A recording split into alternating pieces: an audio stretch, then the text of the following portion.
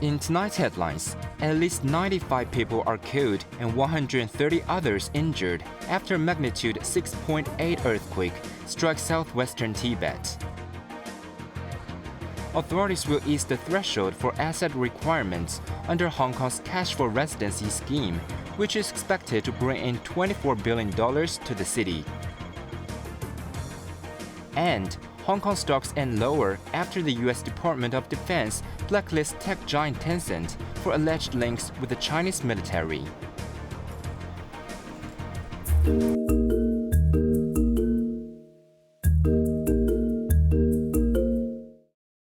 At last count, at least 95 people have been confirmed dead and 130 others injured following a 6.8 magnitude earthquake in Tibet this morning. The earthquake struck around 9 a.m. local time, approximately 75 kilometers northeast of Mount Everest, in a county within Shigatse, which is considered one of the holiest cities of Tibet. Located around 270 kilometers southwest of the state capital Lhasa, the wobble in Shigatse occurred at a depth of roughly 10 kilometers. Roughly 20 villages within a 20-kilometer radius of the epicenter have been severely damaged. More than 1,000 houses are said to have collapsed, trapping people under the debris. There are also reports of communication and power outages in several areas. Authorities have initiated a Level 2 emergency response, the second highest in a 4-tiered system. President Xi Jinping has ordered a full-scale rescue operation, allocating 100 million yuan for relief efforts. Over 1,500 emergency personnel, numerous fire trucks, search dogs, and helicopters have been dispatched to assist in the search and rescue efforts. Dozens of aftershocks have been recorded, the strongest of which reached a magnitude of 4.4. Due to the relatively weak aftershocks, the likelihood of a stronger earthquake occurring are low. With temperatures set to plummet to minus 10 degrees Celsius in the night, the death toll is likely to rise. Tremors were also reported about 230 kilometers south in Nepal's capital, Kathmandu, and the northeastern Indian state of Bihar. Jeremy Zhu, Cable News.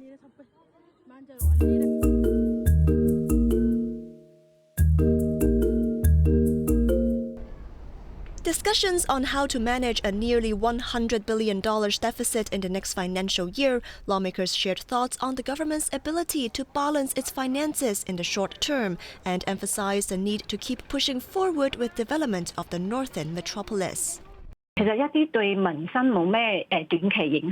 Speaking on a radio program, Wendy Hong, representing the Election Committee constituency, expressed skepticism about the government achieving fiscal balance within a few years, adding that authorities should craft comprehensive long-term plans to address the financial gap. She recommended putting off projects that do not immediately benefit the economy, such as the proposed Wan Chai Exhibition Hall used to showcase major construction projects. She also suggested reducing civil service positions and cutting infrastructure costs, noting that construction costs in the city are 5 times higher than that in Shenzhen. Meanwhile, Gary Zhang of the New Territories North constituency said prioritizing the development in the northern metropolis is key to boost future land sale profits. He stressed the importance of strategic infrastructure planning to increase land values. Using the chicken and egg analogy, Zhang said without proper infrastructure, land value in the northern metropolis might struggle to appreciate, impacting long-term revenue. He also recommended delaying the Khao Yi Chao artificial islands projects to a later stage, depending on the financial situation and population forecasts. Cheryl Yun, Cable News.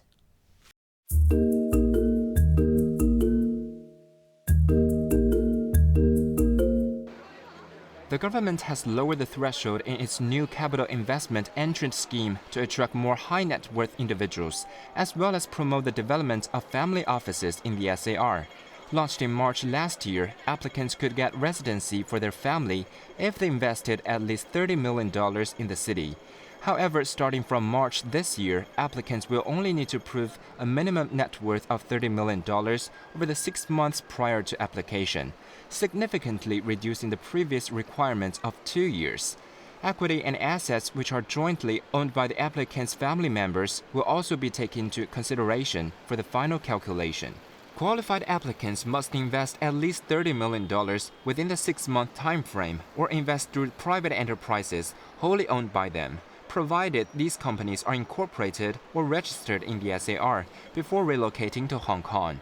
Treasury Secretary Christopher Hui stated that these measures aim to attract more investors and create synergy with the tax concession regime for family offices, thereby fostering their development in Hong Kong. Family office decision-makers will receive comprehensive support under the scheme, further attracting global asset owners and reinforcing Hong Kong's position as an international asset and wealth management hub, Hui said. Since the scheme's implementation, the government has received over 800 applications, which are expected to generate more than $24 billion in investment for the SAR. Quentin Yang, Cable News.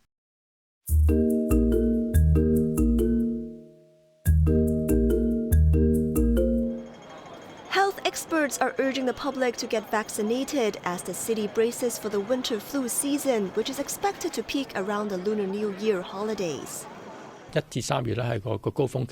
Leo Poon, Chair Professor of Public Health Virology at the University of Hong Kong, highlighted a rising trend in flu cases in the city since last month, adding that a peak could hit the city anywhere from January to March.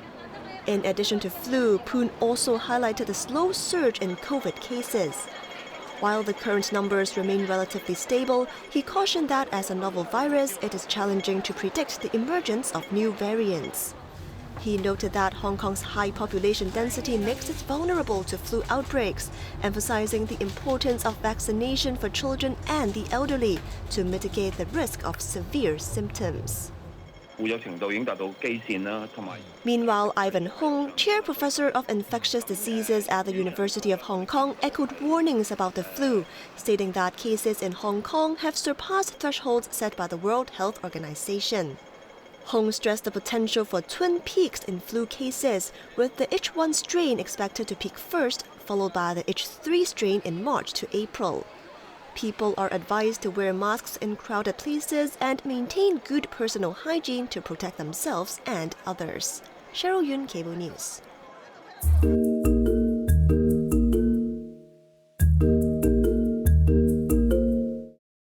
The MTR Corporation has issued an alert about a suspected fake website pretending to sell Airport Express tickets with a URL similar to the official website. The rail operator stated that the portal invites users to register and purchase tickets of Airport Express and other tourist attractions. The company has reported this matter to the police and emphasized that the website is not affiliated with the MTR. Residents are urged to safeguard their personal information. Anyone who suspects they have been scammed should report it to the police as soon as possible, the company said.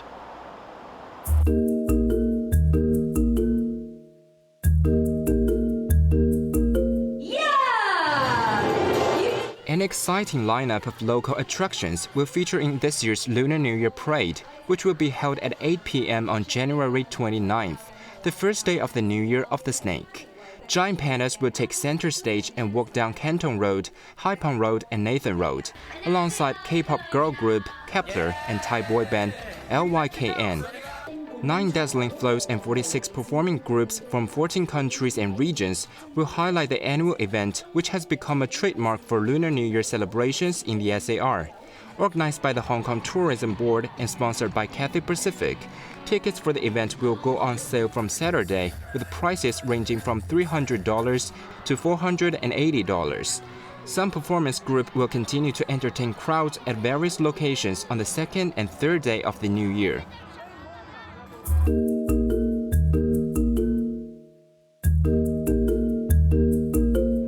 Canadian Prime Minister Justin Trudeau confirmed months of speculation yesterday by stepping down as the leader of the country and his ruling Liberal Party. I intend to resign as party leader, as Prime Minister, after the party selects its next leader through a robust, nationwide, competitive process. Last night, I asked the President of the Liberal Party to begin that process. This country deserves a real choice in the next election, and it has become clear to me that if I'm having to fight internal battles, I cannot be the best option in that election. The Canadian Parliament is now suspended until late March to give time to the Liberal Party to find a new leader. Trudeau came to power in 2015, and the 53-year-old is among Canada's longest-serving prime ministers. In the 2019 general election, his party was reduced to a minority status and had to rely on the support of other parties to stay in power. A series of political blows made it clear Trudeau's days were numbered. But the shock resignation of his key deputy last month, former Finance Minister Chrystia Freeland, proved to be the final straw, as members of his own party made it publicly clear they no longer supported his leadership. The next election must be held by October, but opposition parties have said they will seek to send Canadians to the polls as soon as Parliament is back in March. Sachin Katwi, Cable News.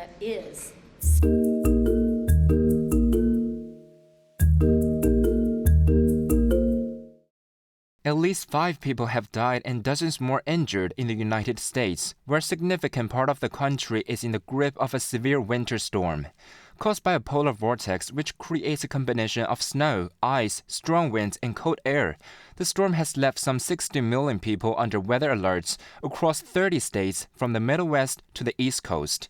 The intense cold weather has led to widespread school closures, travel disruptions, and power outages, including in the capital, Washington, D.C. Around 190,000 people across states have been left without power as of early Tuesday local time. More than 2,300 flights have been cancelled, with nearly 9,000 delays also reported. In a silver lining amid the heavy snowfall, hundreds of residents gathered at Meridian Hill Park in the capital for a snowball fight, a tradition that has persisted for 15 years. Former U.S. Olympic skier Claire Egan was also spotted cross-country skiing on the National Mall, the central thoroughfare in the city. I just moved to Washington, D.C. in the fall, so I thought my skiing days were maybe behind me, but this is awesome. Best snow day ever.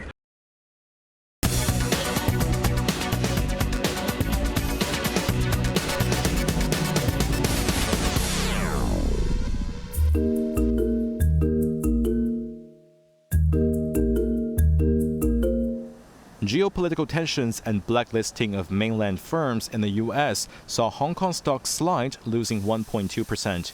In a move which is likely to further aggravate trade tensions between Beijing and Washington, Shenzhen-based tech giant Tencent and contemporary Amperex Technology Limited, or CATL, maker of electric vehicle batteries, have been listed as Chinese military entities by the U.S. Department of Defense. Hong Kong-headquartered AI firm SenseTime Group Inc. and Shanghai-based Costco Shipping are also blacklisted. While the inclusion in the list does not carry any specific ban or sanctions, it discourages U.S. firms from doing businesses with these companies. Both Tencent and CATL have dismissed the allegations as baseless, saying they have not engaged in any military-related activity. In Hong Kong, Tencent shares tumbled 7.2%, adding to the overnight loss of 7.8% in New York, while CATL gave up 2.8% in Shenzhen trading to close at 249 yuan 45 cents.